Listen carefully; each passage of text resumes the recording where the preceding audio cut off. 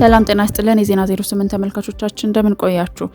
ይህ ቻናል በ8 ደቂቃዎች የዓለምን ዋና ዋና ዜናዎች፣ አዳዲስ ክስተቶች፣ ኢኮኖሚ፣ ቴክኖሎጂና ሌሎች ጠቃሚ መረጃዎችን በየዕለቱ የምታገኙበት የዩቲዩብ ቻናል ነው። እንዲሁም ደግሞ በፌስቡክ እና በቲክቶክ በተለያዩ አማራጮች ያገኙናል።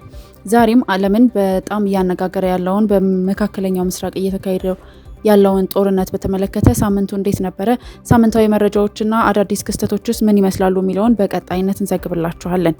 ፈጣን ዜና፣ ታማኝ መረጃ፣ ዓለምን በ8 ደቂቃ ዜና 08 አብራችሁን ቆዩ።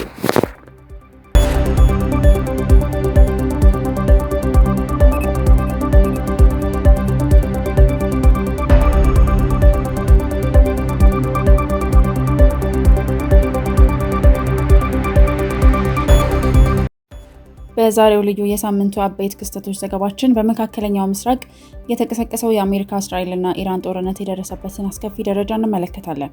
ፕሬዚዳንት ትራምፕ ሰላም ቅርብ ነው እያሉ በተግባር ግን ለምን ጦርነቱን እያፋፋሙት ነው?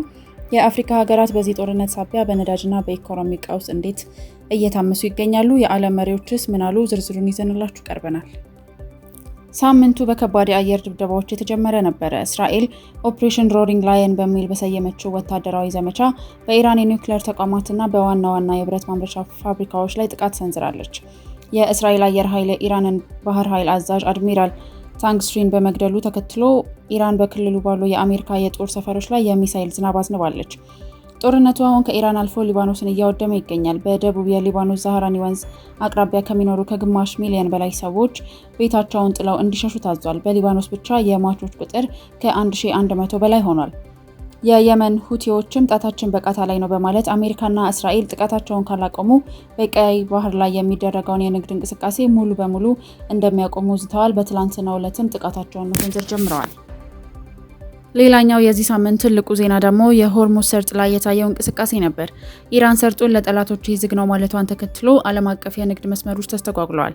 ባለፉት ቀናት ብቻ በሰርጡ አቅራቢያ የሚንቀሳቀሱ 10 የንግድ መርከቦች በድሮንና በሚሳኤል ጥቃት ደርሶባቸዋል። ከነዚህም መካከል ስካይላይት ሳፈን ፕሬስቲጅ እና ሙሳፋ 2 የተባሉ መርከቦች ይገኙበታል። ፕሬዚዳንት ትራምፕ ኢራን ለኔ ክብር ስትል 10 የነዳጅ ጫኝ መርከቦችን እንዲያልፉ ፈቅዳለች በማለት እንደ ስጦታ ቢገልጹትም በኢራን በኩል ግን ምንም አይነት መርከብ እንዲያልፍ አልፈቀድንም የሚል ተቃርኖ ተሰምቷል። ኢራን ለህንድ ጨምሮ ለ5 ሀገራት ብቻ በሰርጡ እንዲያልፉ ልዩ ፍቃድ መስጠቷ ተነግሯል። ይህ የሆነውም ህንድ በጦርነቱ ገለልተኛ አቋም በመያዟ እንደሆነ ይገመታል። ፕሬዚዳንት ትራምፕን በዚህ ሳምንት ያሳዩት ባህሪ ብዙ ዲፕሎማቶችን ግራ ያጋባና የሁለት ፖለቲካ አይነት ነበረ። በትዊተር እና በትሩዝ ሶሻል ገጻቸው ድርድሩ በጣም ጥሩ እየሄደ ነው ቢሉም በተግባር ግን ለየት ያለ እርምጃ እየወሰዱ ነበር። ትራምፕ በኢራን የኃይል ማመንጫዎች ላይ ለማድረስ ያቀዱትን ጥቃት እስከ ሚያዝያ 6 አራዝመዋል። ይህንን ያደረጉት ኢራን ስለለመነች ነው ቢሉም ተንታኞች ግን ይህ አሜሪካ ተጨማሪ ጦር ወደ ቀጠናው ለማስገባት የምትጠቀምበት ጊዜያዊ ማታለያ ነው ይላሉ። ትራምፕ በካቢኔ ስብሰባ ላይ የሆርሙዝ ሰርጥን የትራምፕ ሰርጥ ብንለው ይሻላል በማለት መቀለዳቸው ለዓለም አቀፍ የንግድ መስመር ያላቸውን ንቀት ያሳያል ተብሎም ተተርጉሟል። ትራምፕ ጦርነቱን ማቆም እፈልጋለሁ ይበሉ እንጂ የውጭ ጉዳይ ሚኒስቴራቸው ማርኮ ሩቢዮ ይህ ጦርነት በሳምንታት እንጂ በወራት አይቆይም፣ ኢራን ሙሉ በሙሉ መንበርከክ አለባት ማለታቸው የዋይት ሀውስ በእውነተኛ ፍላጎት ምን እንደሆነ አመላካች ሆኗል። ምንም እንኳን ይህ ጦርነት በመካከለኛው ምስራቅ ቢሆንም የአፍሪካ ሀገራት ግን ከባድ ዋጋን እየከፈሉ ነው። የነዳጅ ዋጋ በአንድ በርሜል $100 በላይ መዝለሉ አህጉሪቷን እያናወጣት ይገኛል። ደቡብ አፍሪካና ናይጄሪያ ላይ የደቡብ አፍሪካው ፕሬዚዳንት ሲራል ራማፎሳ አሜሪካን የተባበሩት መንግስታትን ሕግ ጥሳለች ሲሉ በጽኑ ኮንነዋል። ናይጄሪያም ጦርነቱ በአፍሪካ ኢኮኖሚ ላይ ለሚያመጣው ቀውስ አሜሪካ ተጠያቂ ናት ይላሉ። ኢትዮጵያ መንግስትም የነዳጅ አቅርቦት ላይ ቅድሚያ የሚሰጣቸውን ዘርፎች ለይቶ በተራ ማደል ጀምሯል። እነዚህ ሀገራት ጦርነቱ ወደ ቀይ ባህር በመስፋፋቱ ሳቢያ የገቢና ወጪ ንግዳቸው ተስተጓጉሎ ከፍተኛ ዋጋ ግሽበት ውስጥ ይገኛሉ። ዚምባብዌ በነዳጅ እጥረት ሳቢያ የኢታኖል ቅልቅልን ለመጨመር ስትገደድ፣ ደቡብ ሱዳን ደግሞ በዋና ከተማዋ ጁባ የኤሌክትሪክ አቅርቦትን በፈረቃ ለማከፋፈል መገደዷን አስታውቃለች።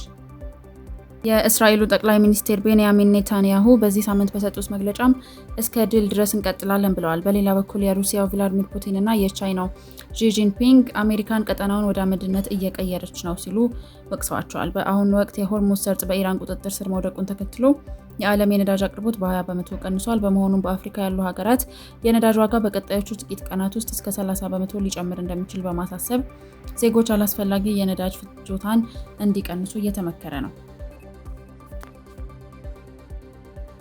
እንዲሁም የእስራኤል አየር ኃይል ለመጀመሪያ ጊዜ በኢራን ሰሜን ምስራቅ ጫፍ በምትገኘው ማሻር ከተማ ላይ ጥቃት ሰንዝሯል። ይህ ጥቃት እስራኤል የኢራንን ሰማይ ሙሉ በሙሉ መቆጣጠሯን ያሳየችበት ነበር። በሳውዲ አረቢያም የሚገኘው ፕሪንስ ሱልጣን የአየር ኃይል ሰፈር በኢራን ሚሳኤል ተመቶ 12 የአሜሪካ ወታደሮች ቆስለዋል። ይህ አሜሪካን በቀጥታ ወደ ጦርነቱ ይበልጥ ጎትቷታል። ለመጀመሪያ ጊዜ የየመን ሁቲዎች ወደ እስራኤል ምድር ሚሳኤል ተኩሰዋል። ይህም ጦርነቱ ቀጠናዊ ይዘት እንዲኖረው አድርጎታል። የኩዌት ዓለም አቀፍ አየር ማረፊያ የራዳር ሲስተም በድሮን ጥቃት ወድሟል። ፕሬዚዳንት ትራምፕ ኢራን የሆርሙዝ ሰርጥ እንድትከፍት እስከ ሚያዝያ 6 ኤፕሪል 10 የ10 ቀን ቀነ ገደብ ሰጥተዋል። በደቡብ ሊባኖስ እስራኤል በፈጸመችው ጥቃት የሟቾች ቁጥር በዝቷል። የኢራን ባህር ኃይል አድሚራል ታንክሰሪ መገደላቸው ለቴህራን ትልቅ ወታደራዊ ሽንፈት ሆኗል። የኢራን የባንክ ስርዓትና የኤሌክትሪክ አውታር ሙሉ በሙሉ በሚባል ደረጃ በሳይበር ጥቃት ተዘግቶ ሰንብቷል። ከኢራንና ሊባኖስ የተፈናቀሉ ከ3 ሚሊዮን በላይ ሰዎች ወደ ጎረቤት ሀገራት እየፈለሱ ነው። የእስራኤል የሚሳኤል መከላከያ አቅርቦት እየቀነሰ መምጣቱ አሜሪካን ለተጨማሪ ድጋፍ አስገድዷታል። በአጠቃላይ ሳምንቱ የትራምፕ የቃላት ጨዋታ የእስራኤል ወታደራዊ የበላይነትና የአፍሪካ ኢኮኖሚያዊ ስቃይ የታየበት ነበር። የፊታችን ሚያዝያ 6 ኤፕሪል 6 ትራምፕ የሰጡት ቀነ ገደብ ሲያበቃ ምን ይፈጠር ይሆን? ዓለም ትንፋሿን ዋጥ አድርጋ እየጠበቀች ነው።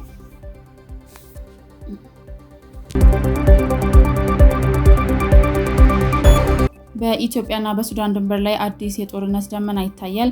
የተመድ ማስጠንቀቂያም ይፋ ሆኗል። በሱዳን እየተካሄደ ያለው የእርስ በርስ ጦርነት ወደ ኢትዮጵያ ድንበር በከፍተኛ ሁኔታ መጠጋቱን ተከትሎ የተባበሩት መንግስታት ድርጅት አስቸኳይ ማስጠንቀቂያ ሰጥቷል። የሱዳን ፈጣን ደጋፊ ኃይሎች ከኤስፒኤልኤምኤን ጋር በመተባበር ከኢትዮጵያ ድንበር ጋር በጣም ቅርብ የሆነችውን ስልታዊቷን የኩርሙክ ከተማን መቆጣጠራቸው ይታወሳል። በውጊያው ምክንያትም ከ3000 በላይ ንጹሃን ዜጎች ከቤታቸው የተፈናቀሉ ሲሆን ብዙዎችም ደህንነት ፍለጋ ወደ ኢትዮጵያ ድንበር እየገቡ መሆኑን የሰብአዊ መብት ተሟጋቾች ገልጸዋል።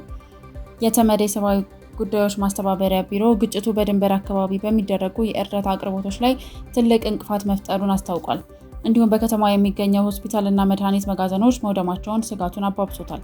የሱዳን መንግስት ባለስልጣናት ኢትዮጵያ ለታጣቂዎች ድጋፍ እያደረገች ነው የሚል ክስ ቢያቀርቡም የኢትዮጵያ ወገን ግን ድንበሯን ለማስከበርና ሰላምን ለመጠበቅ እየሰራች መሆኑን በተደጋጋሚ እየገለጸች ትገኛለች።